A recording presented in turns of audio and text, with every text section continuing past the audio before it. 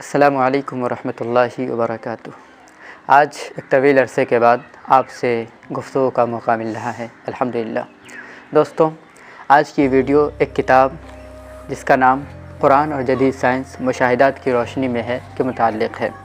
جیسا کہ آپ سب جانتے ہیں کہ موجودہ دور جدید ٹیکنالوجی کے عروج اور سائنسی ایجادات و اختراعات کے خروج کا ہے، تو ایسے دور میں قرآن مجید جو کہ ہم مسلمانوں کے حساب سے تمام علوم و معارف کا مخرج و مرجع ہے، دنیا کا ہر علم اس کتاب میں پوشیدہ ہے، تو ہمارے ہی اوپر یہ ذمہ داری بھی عائد ہوتی ہے کہ دنیاوی ترقیات کا اسلامی نقطۂ نظر سے مطالعہ کریں۔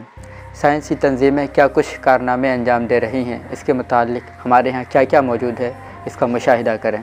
چنانچہ یہ کتاب جو اس وقت آپ ہمارے ہاتھوں میں دیکھ رہے ہیں، اس میں ماضی قریب کی صدیوں میں پیش آئے ایجادات کا قرآنی و اسلامی نقطۂ نگاہ سے جائزہ لیا گیا ہے۔ ویسے تو اس کتاب کے مضامین الگ الگ موقعوں پر لکھے گئے ہیں، مگر عناوین اور مضامین کی یکسانیت کی وجہ سے انہیں ایک ہی مجموعے میں افادہ عام کے لیے نشر کیا گیا۔ آئیے پہلے اس کتاب کا جائزہ لیتے ہیں، پھر اس کے کچھ عناوین پر مختصر گفتگو کرتے ہیں۔ اس کتاب میں جیسا کہ نام سے ہی ظاہر ہے، قرآن اور جدید سائنس مشاہدات کی روشنی میں، یعنی قرآنی تعلیمات کس قدر سائنسی ایجادات سے میل کھاتی ہیں، اس کا جائزہ لیا گیا ہے۔ اس کتاب کے مصنف ڈاکٹر سید محمد انس ندوی صاحب ہیں، جو کہ معروف شہر الہ آباد کے رہنے والے تھے، لیکن کسب معاش کے سلسلے میں اب وہ آسٹریلیا میں مقیم ہیں۔ جیسا کہ اس کتاب کے پیش لفظ میں ڈاکٹر طارق ایوبی ندوی معلومات دیتے ہیں۔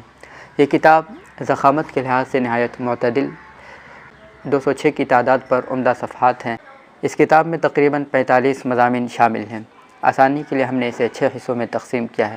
جب آپ یہ کتاب کھولیں گے تو تیسرے ہی صفحے پر آپ کو اس کتاب کا موضوع و خلاصہ اس آیت قرآنی کے ذریعے سمجھ میں آ جائے گا۔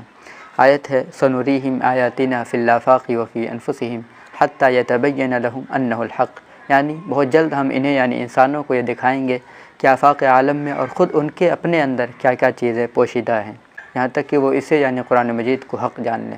فہرست کے پہلے حصے میں صفحہ نمبر 27 سے لے کر 83 تک حیات انسانی کے متعلق گفتگو ہے کہ انسان کیسے پیدا ہوا، اس سلسلے میں سائنس کی کیا تحقیق ہے اور قرآن نے کیا رہنمائی کی ہے۔ اس حصے کے مطالعے سے نتیجہ یہ نکلتا ہے کہ سائنس نے تخلیق انسانی کے باب میں کئی بار اپنا موقف بدلا ہے اور آخر میں اس نتیجے پر پہنچی ہے جو قرآن کا اول دن سے صاف لفظوں میں موقف رہا ہے، یعنی الم یکن نطفۃ من منی یمنی ثم کان علقۃ فخلق فسوی فجعل منہ الزوجین الذکر والانثی۔ فہرست کا دوسرا حصہ صفحہ نمبر 83 سے 104 تک ہے۔ ان صفحات میں مصنف نے پانی، سمندر کی گہرائی وغیرہ کے سلسلے میں سائنسی تحقیقات کا جائزہ لیا ہے۔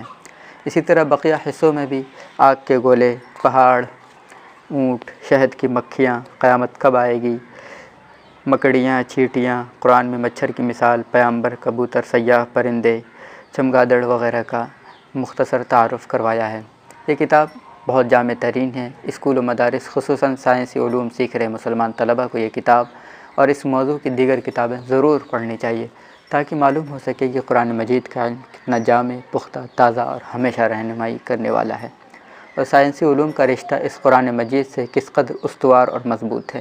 اللہ تعالیٰ مصنف کو اس عظیم کتاب کی تصنیف پر جزائے خیر دے، آمین ثم آمین۔ دوستوں، ویڈیو پسند آئی ہو، تبصرہ پسند آیا ہو تو زیادہ سے زیادہ شیئر کریں۔ انشاءاللہ ملتے ہیں پھر کسی اور موضوع کے ساتھ، تب تک کے لیے اجازت دیں۔ شکریہ۔ السلام علیکم ورحمۃ اللہ وبرکاتہ۔